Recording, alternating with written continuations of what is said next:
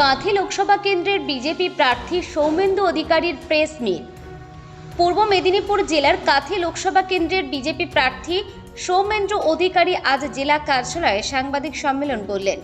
সৌমেন্দু অধিকারী বলেন, ভগবানপুর, খেজুরি সহ আরও বেশ কিছু এলাকায় বেছে বেছে বিজেপি কর্মীদের মিথ্যা মামলায় ফাঁসিয়ে জেলে পোড়া হচ্ছে। তৃণমূল এই পুলিশকে ব্যবহার করে এই ধরনের কাজ চালিয়ে যাচ্ছে। কাঁথি মহকুমা পুলিশ আধিকারিক এবং ওসি আইসিদের দিয়ে মাঠে নামিয়ে দিয়েছে। কারণ হচ্ছে এই লোকসভা কেন্দ্রে তৃণমূল প্রার্থী বিপুল সংখ্যক ভোটে পরাজিত হওয়ার সম্ভাবনা রয়েছে। তাই পুলিশ দায়িত্ব নিয়ে তৃণমূল প্রার্থীকে জেতানোর জন্য আমাদের গুরুত্বপূর্ণ কর্মী সমর্থকদের মিথ্যা মামলা দিয়ে ফাঁসানো হচ্ছে এবং এই ঘটনা নিয়ে ইলেকশন কমিশনকে লিখিত জানাবেন বলে জানিয়েছেন কাঁথি লোকসভা কেন্দ্রের বিজেপি প্রার্থী সৌমেন্দু অধিকারী। উপস্থিত ছিলেন বিজেপি কাঁথি সাংগঠনিক জেলা সভাপতি অরূপ কুমার দাস, কাঁথি লোকসভা কেন্দ্রের বিজেপি প্রার্থী সৌমেন্দু অধিকারী ও অন্যান্য কর্মীরা। নমস্কার। যে কথা আমাদের কাঁথি সাংগঠনিক জেলা সভাপতি সম্মানীয় বিধায়ক শ্রী অরূপ কুমার দাস বললেন, তারই রেস ধরে আমি বলতে চাই যে যেভাবে পুলিশ সন্ত্রাস, কারণ তৃণমূলের এখন এই মুহূর্তে ঝান্ডা লাগানো, দেওয়াল লেখার লোক নেই। লোকসভা নির্বাচন ঘোষণা হয়ে গেছে, চারিদিকে ভোটের দামামা ভেজে গেছে, কিন্তু তা না করতে পেরে তারা এখন এই মুহূর্তে তাদের যে মমতা বন্দ্যোপাধ্যায়ের প্রশাসনের সবথেকে যে প্রিয় পাত্র যারা, সেই পুলিশকে তারা ছেড়ে দিয়েছেন এক প্রকার। কাঁথি সাংগঠনিক জেলার ভারতীয় জনতা পার্টির কার্যকর্তাদের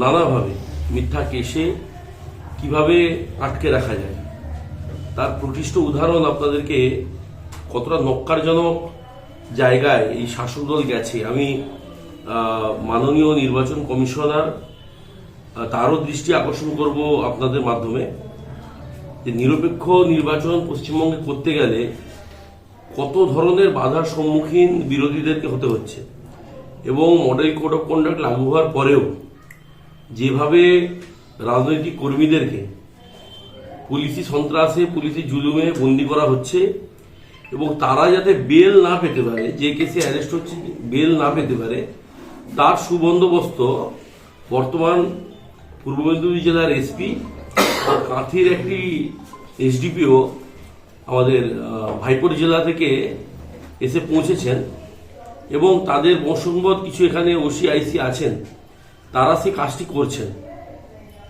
গতকাল আমাদের জুখিয়া পঞ্চায়েতের নির্বাচিত সদস্য সুজন দেবনাথ, তাকে গ্রেপ্তার করা হয়েছিল বেশ কিছুদিন আগে। এর মধ্যে তাকে একটি কেসে ফরওয়ার্ড করা হয়, তার কাঁথিতে মূল কেস চলাকালীন তাকে একটি অন্য কেসে ট্যাগ করার চেষ্টা করা হয় এবং 10 দিনের রিমান্ড চাওয়া হয়। সেই কেসে সুজন দেবনাথ কয়েকদিন আগে বেল পায়। প্রোডাকশনের সাথে সাথে মানে মহামান্য আমাদের ম্যাজিস্ট্রেট সাহেব বুঝতে পেরেছিলেন যে এটা একেবারে সাজানো ঘটনা এবং গতকাল তার আবার প্রোডাকশন ছিল, যে মূল কেসে তাকে অ্যারেস্ট করা হয়েছিল ভূপতিনগর পিএস। এবং অদ্ভুতভাবে আমরা দেখলাম কালকেই তাকে ময়নার একটি কেসে, আর্মস এবং এক্সপ্লোসিভ কেসে ট্যাগ করে তমলুকে প্রোডাকশন করা হলো এবং ময়না থানা তাকে 4 দিনের জন্য 15 দিনের পিসির জন্য তারা চিৎকার করছিল এবং মাননীয় কোর্ট 4 দিনের পিসি অ্যালাউ করেছে। এবং অদ্ভুতভাবে লক্ষণীয় যে কাঁথির যে কেসে তাকে ভূপতিনগরের যে কেসে কাঁথি কোর্টে তাকে পেশ করা হয়েছিল, কালকেই তার সে কেসে বেল হয়ে গেছে। এত দ্বারা প্রমাণিত কি হয় যে বিজেপির কার্যকর্তাদেরকে বিহাইন্ড দি বার করবে এবং তারা যাতে বেল পেয়ে বেরোতে না পারে তার সুবন্দোবস্ত করবে এবং তৃণমূলের হয়ে তারা এক প্রকার ক্যাম্পেনিং চালাচ্ছে। নির্বাচন কমিশনকে আমি অনুরোধ করব, এই নির্বাচনে লেভেল প্লেইং ফিল্ড যদি করতে হয় তাহলে সমস্ত ক্ষমতা মমতা বন্দ্যোপাধ্যায় পুলিশের কাছ থেকে কাটতে হবে এবং সমস্ত ক্ষমতা পুলিশের কাছ থেকে কেড়ে এই মিথ্যা মামলার প্রবণতা যা চলে আসছে বিগত কয়েক বছর ধরে, বিশেষত 2021-এর নির্বাচনের পর থেকে যেভাবে খেজুরি এবং ভূপতিনগর থানাকে ব্যবহার করে 200, 250, 300 করে কেস আমাদের কার্যকর্তাদের নামে দেওয়া হয়েছে, তার ব্যবস্থা সুবন্দোবস্ত করা যাতে এরা কোনোভাবে আর নতুন করে কেসে আমাদের কার্যকর্তাদের ফাঁসাতে না পারে। তার কার্যকর্তারাই হচ্ছে আমাদের মূল শক্তি, তারাই আমাদের নির্বাচনটা পরিচালনা করবে এবং তারা বেছে বেছে আমাদের টার্গেট করছে যে কার্যকর্তাদেরকে, এবং এদের পাখির চোখ হয়েছে পুলিশের ভগবানপুর বিধানসভা এবং খেজুরি বিধানসভা। তারা জানে যে খুব বাজেভাবে এই নির্বাচনে তৃণমূল হারতে চলেছে। যেহেতু নির্বাচন কোড অফ কন্ডাক্ট চালু হওয়ার পরে নির্বাচন কমিশন সমস্ত পুলিশরা চলে যান, সেই জায়গায় এখানে রাজনীতিকরণ চলছে, সেটাকে কিভাবে আপনার ব্যাখ্যা করবেন বা কিভাবে অভিযোগটা জানাবেন আপনারা? না না, আপনি তো ভুল করছেন, আপনি তো নিচের তলায় ঘুরে বেড়াচ্ছেন। কেন ওসিআইসিরা এখানে মাথা নয়, মাথা একেবারে উপরে ডিজি রাজ্য পুলিশ রাজীব কুমার, একটা টেন্টেড অফিসার, যার সুপ্রিম কোর্টে এখনো সুপ্রিম কোর্টের বেলে আছেন, যিনি যে কোনো মুহূর্তে যার গ্রেপ্তার হওয়ার সময়ের অপেক্ষা আমি মনে করি, যদি আইন সঠিকভাবে চলে। তাকে বসিয়ে মমতা বন্দ্যোপাধ্যায় ডিসেম্বর থেকে সমস্ত জায়গা সাজিয়েছেন। তিনি জানেন নির্বাচনে তার ভরাডুবি অনিবার্য, তাই জন্য তিনি তার রাজীব কুমারকে দিয়ে সমস্ত ব্যবস্থাটা সাজিয়েছেন এবং নির্বাচন কমিশনার স্বাভাবিকভাবেই এরপর টেন্টেড অফিসারকে রেখে কখনোই নির্বাচন শান্তিপূর্ণ এবং আমাদের নিরপেক্ষ হতে পারে না, তার জন্য ব্যবস্থা নিয়েছেন, তাকে সরিয়েছেন, তাকে আবার ফিরিয়ে নিয়ে গিয়ে তার পুরনো জায়গায় বসানোর ব্যবস্থা করা হয়েছে, সরকারের ক্ষমতা আছে, করছে। কিন্তু ওসিআইসিরা নিমিত্ত মাত্র, এদেরকে সামনে রেখে গোটা ব্যবস্থাটা কন্ট্রোল করছেন একেবারে টপ লেভেল থেকে, ডিজি, ডিআইজি, আমাদের এডিজি এবং আমাদের এসপি পর্যায়ে সমস্ত জিনিস হচ্ছে বন্দোবস্ত। ডিজিকেও তো চেঞ্জ করা হয়েছে, এসপির বিরুদ্ধেও কি আপনাদের? অবশ্যই এসপির বিরুদ্ধে অভিযোগ আছে। এসপির একেবারে মদতে, এসপির পরামর্শে, পরিকল্পনায় সমস্ত জিনিসটা এখানে এক্সিকিউট করা হচ্ছে। এসডিপিও বিরুদ্ধে সেদিনকে বিরোধী জনতা অভিযোগ তুলেছিলেন প্রকাশ সংস্থা। হ্যাঁ, এসডিপিওর যে আচরণ, এসডিপিও গত 10 তারিখ শ্যামপুরে আমাদের সভাতে যেভাবে তিনি 5-6 গাড়ি রাজ্য পুলিশ এবং কেন্দ্রীয় বাহিনীকে ঢাল করে আমাদের সমর্থকদেরকে গাড়ি চাপা দেওয়ার ব্যবস্থা করছিলেন, তার থেকে পরিষ্কার তার এজেন্ডা, এবং তার পরিপ্রেক্ষিতে একটি উত্তেজনা তৈরি হয়েছিল এবং তার পরের দিন আমাদের কার্যকর্তারা গেছিলেন ডেপুটেশন দিতে।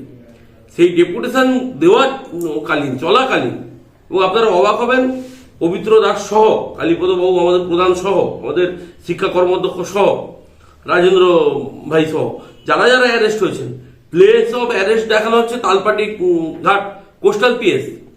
কখনো কেউ পুলিশের পর হামলা করে পুলিশের গাড়ি ভেঙে থানায় গিয়ে ডেপুটেশন দেবে? এটা বিশ্বাসযোগ্য? গার্ডের নিচে ঘটনার পরে বিভিন্ন জায়গায় অবৈধ নির্মাণ নিয়ে প্রশাসন তৎপর হয়েছে, পর্যটন সহ দীঘা, মন্দারমণি, তাজপুর, এই সমস্ত কেন্দ্রীয় এজেন্সি তারা যেখানে মনে করছেন দুর্নীতির কোন রকম বিষয় আছে, দুর্নীতি হয়ে থাকতে পারে, তারা তাদের অভিযোগের ভিত্তিতে, তাদের সোর্সের ভিত্তিতে তারা তদন্ত করছেন, সে নিয়ে আমার বিশেষ কিছু বলার। বিদ্যুৎ মন্ত্রী অরূপ বিশ্বাসের ভাইয়ের বাড়িতে আয়কর দপ্তরে হানা, হিসাব বহির্ভূত সম্পত্তি।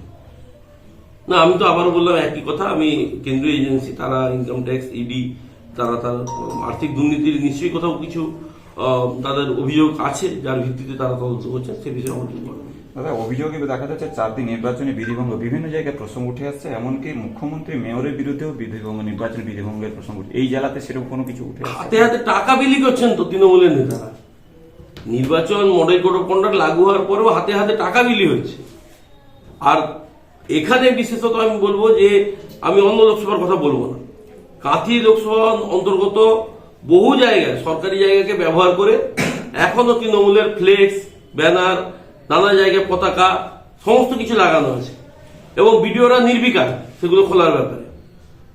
তারা কেবলমাত্র ভারতীয় জনতা পার্টির কোথায় পতাকা আছে, কোথায় 22শে জানুয়ারি ধ্বজ লাগানো হয়েছিল, 22শে জানুয়ারি রাম মন্দিরের প্রাণ প্রতিষ্ঠা কেন্দ্র করে, সেগুলো খুলতে পুলিশ ব্যস্ত হয়ে পড়েছে বিডিওদের নেতৃত্বে।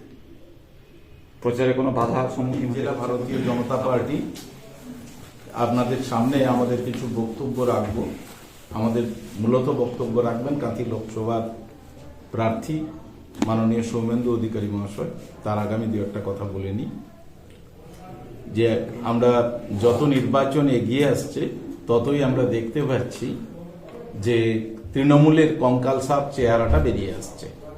আপনারা কাল সাধারণভাবে দেখতে পেয়েছেন যে 4 ফুটেও বাড়ি 5 তলা বাড়ি হয়ে যাচ্ছে 2 হাত জায়গার মধ্যে। এটাও দেখতে পাচ্ছেন, খিদিরপুরে বাড়ি না ভাঙলে বুঝতে পারা যেত না।